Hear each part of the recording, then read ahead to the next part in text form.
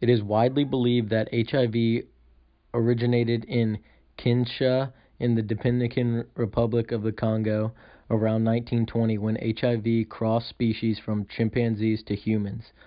Up until the 1980s, we do not know how many people developed HIV or AIDS.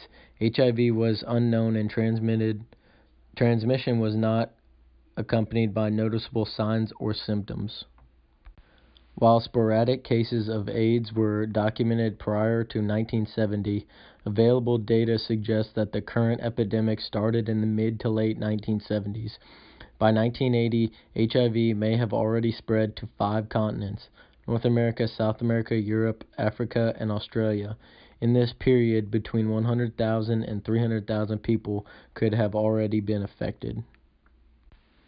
In 1981, cases of rare lung infections called PCP were found in 5 young, previously healthy gay men in Los Angeles.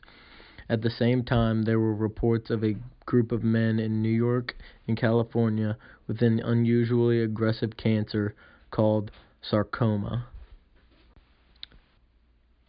In December 1981, the first cases of PCP were reported in people who inject drugs. By the end of the year, there were 270 reported cases of severe immune deficiencies among gay men. 121 of them had died. In June 1982, a group of cases among gay men in Southern California suggested that the cause of the immune deficiency was sexual, and the syndrome was initially called gay-related immune deficiency.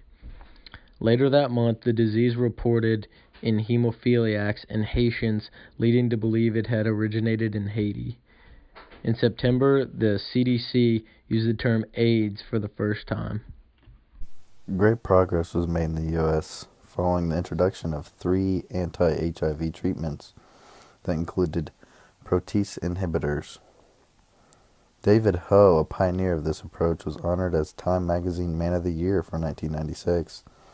Deaths were rapidly reduced by more than half, with a small but welcome reduction in the yearly rate of new HIV infections.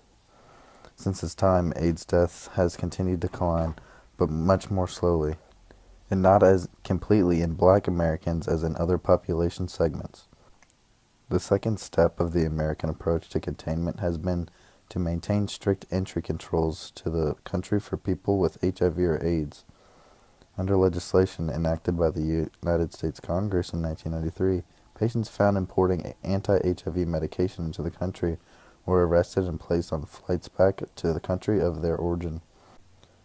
The current status: CDC estimates that 1.2 million people aged 13 years or older are living with HIV, including 156,000 who are unaware of their infection. Over the past decade, the number of people living with HIV has increased, while the annual number of new HIV infections has remained relatively stable. Still, the pace of new infections continues at a far too high level, particularly among certain groups. Undoubtedly, HIV is a silent disease when first acquired, and this period of latency varies. The progression of HIV to AIDS varies from 5 to 12 years. In the past, most individuals succumb to the disease in 1 to 2 years after being diagnosed with AIDS. However, since the introduction of potent retroviral drug therapy and better prophylaxis against opportunistic infections, death rates have significantly declined.